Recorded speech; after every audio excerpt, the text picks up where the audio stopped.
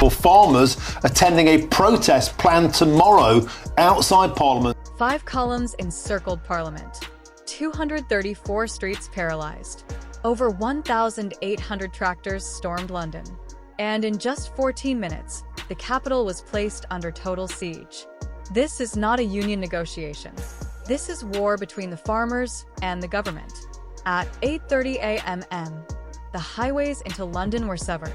At 8:54, the tractors breached Westminster. At 9:15, the tanks were on the streets. Witnesses reported over a dozen tanks aligned with these protesters. Suddenly, reports broke of a tank crushing a police van. Police refused to confirm this. The farmers didn't care. This was the beginning of the end. By 9:30, sharp tractors began sealing off every entry and exit to the government quarter. Karma declared that anyone participating in the siege would face prison time. But the protesters had nothing left to lose. When you demand £400,000 from farmers earning barely $30,000 just to keep their land, you don't just crush a business. You surrender the nation's food security to balance a broken ledger. And after it, you're stripping assets from the people who feed the nation to fund benefits for new arrivals, effectively buying the next election win with the wreckage of British farming. By lunch, analysts estimated the damage at £82 million. K-starred Mayor and Rachel Reeves see farmers as millionaires. Yes, their land is valuable, but in reality, they earn pennies. While the main London's highways remain blocked by tractors, the unthinkable becomes possible. Food reserves in the capital supermarkets will last 2 to 3 days at most. Warehouses never planned for a city besieged by thousands of tractors. While Starmer remained silent, police platoon are fighting to stop tractors from driving straight into the Parliament session. Waves across the country took to the streets demanding Starmer's resignation and holding signs that read, "No farmers, no food." By evening, the government's worst nightmare materialized. Thousands of those the media branded as far-right groups flooded onto the streets, merged with the tractors and the tanks. It became a nuclear mix. Tonight isn't about a budget dispute. It's about who actually feeds this island and who holds the power to starve it. The columns that breached the M25 highway were not urban activists, and they were not weekend protesters. Many had driven hundreds of miles from the regions, forcing their heavy machinery through police lines that Starmer foolishly thought would hold. A TikTok clip reached 7.3 million views.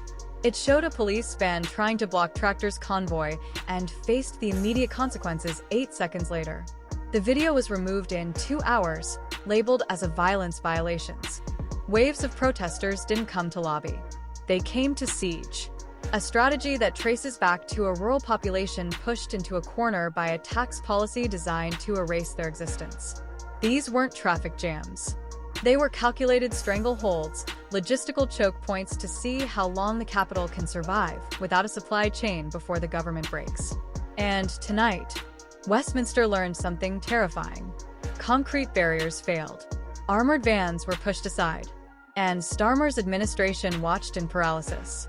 Officers on the ground weren't unwilling to stop them. They were simply outmatched by 10 tone-on machines that do not feel the bite of a baton. In South London, a radio message reported, "Sector 15 is lost. We just can't stop them," requesting immediate deployment of military equipment.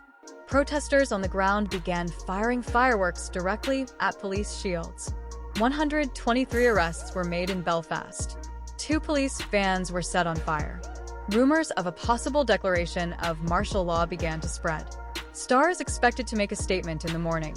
In central London, a police negotiation unit was deployed.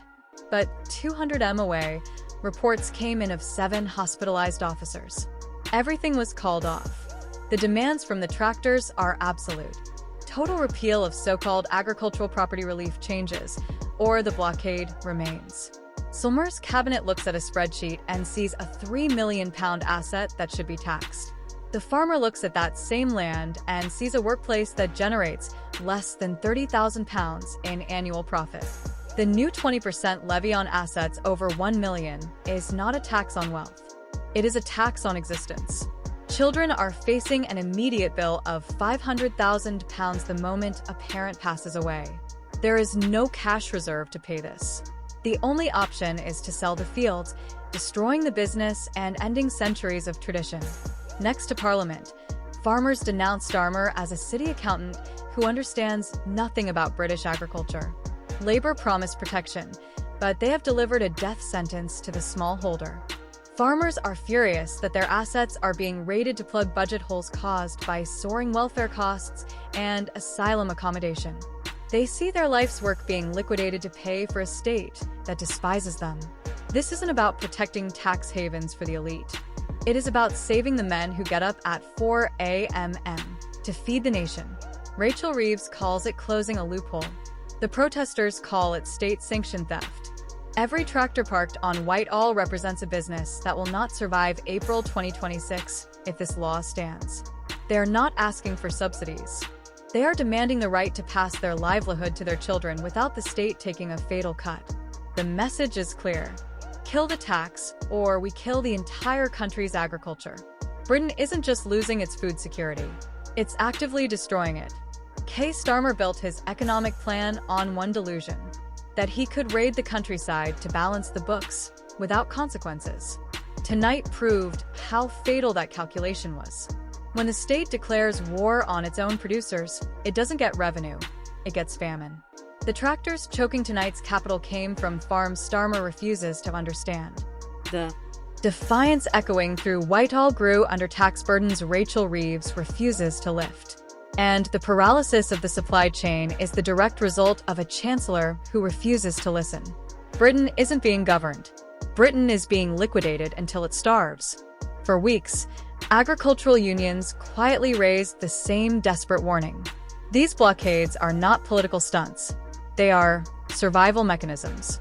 Footage from the M25 revealed the sheer scale of the mobilization unfolding like a military operation.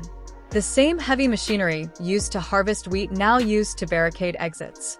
The same disciplined columns of truckers from Manchester joining the siege. And the same terrifying sight of vintage tanks rolling alongside tractors, leaving police utterly outmatched. These are not lobby groups. These are coordinated, desperate producers drawing a line in the mud against a policy that wipes them out. And the government knew the math. They have the land values. They have the profit margins. They know a £3 million farm generates less than $30,000 a year. But under karma, every one of those facts gets filed under the same label, taxable wealth. Britain used to tax based on profit. Now it taxes based on envy. That is how we reach this absurd reality. A radical activist blocking a road for climate ideology offered tea de-escalated protected. A counter-protester at the Bell Hotel handled with community sensitivity. But a British farmer driving a tractor to save his family's legacy met with armored vans threatened with mass arrests and treated as a domestic threat. The countryside sees this double standard. The working class feels this betrayal. And tonight, the supply chain snapped under it. Because when a nation realizes the government cares more about grabbing cash than ensuring there is bread on the shelves, order evaporates faster than the food reserves. Tonight wasn't just a gridlock. It was a standoff. Several officers speaking anonymously revealed the panic inside the command room. How do we stop tanks? There is no protocol. They didn't lack manpower. They lacked the physics to move 10 tons of steel. Permission to clear the road means nothing when the road is walled off by heavy industry. When the government fears the people who feed them, when ministers hide because their policies have triggered a logistical collapse, a country stops being functional, it starts being besieged. And Britain tonight is being besieged slowly, methodically, completely. Karma built his budget on one message. Those with the broadest shoulders should pay. But that message has turned into something else. We will strip the assets of the working farmer to pay for the failures of the state. Every decision Starmer makes on this tax is filtered through one arrogance: that the farmers will just accept bankruptcy. Not understanding that when you take everything from a man, he has nothing left to lose but his chains. Suddenly, something alarming happened. Truck drivers threatened to repeat the fuel crisis of 2000 year. If this happens under Starmer, it could be the final nail in the coffin. Columns of trucks were seen heading toward London. These may not be empty threats. Farmers and truckers have a long-standing alliance. If the tractors continue blocking the government district and the truckers drain petrol stations across the country, it could trigger an immediate collapse of the economy. In 3 hours, masked groups began targeting police units that had been deployed to contain the unrest. They moved separately from the farmers and operated with their own agenda. Officers reported sudden waves of attacks coming from side streets. Patrol vans were struck by rocks and shattered glass. Several riot lines were forced to reposition under heavy pressure. Protesters in dark clothing surrounded police. Teams with no warning. They ignored the agricultural dispute entirely. Their focus was the border issue. They marched toward hotels previously used for migrant accommodation. The crowds demanded an immediate shutdown of all boat arrivals. Stop. The boats echoed through the alleys as police attempted to hold their perimeter. A second wave of masked demonstrators pushed through an unsecured junction in South Belfast. "Save our kids" were shouted repeatedly at officers, forming a defensive cordon. Multiple vans were hit with bottles and debris. Emergency crews struggled to access damaged vehicles. Police commanders reported fragmented communication across several districts. Surveillance teams identified independent clusters acting without coordination with any tractor groups. These clusters targeted locations unrelated to the original protest. Some officers were pulled back after losing control of nearby intersections. The masked groups escalated their tactics at unexpected speed. They attempted to surround hotel entrances in several barriers. Officers on the ground described the situation as volatile and unpredictable. Commands for reinforcement were issued repeatedly. Riot shields absorbed a barrage of makeshift projectiles. STAR's briefing was postponed for another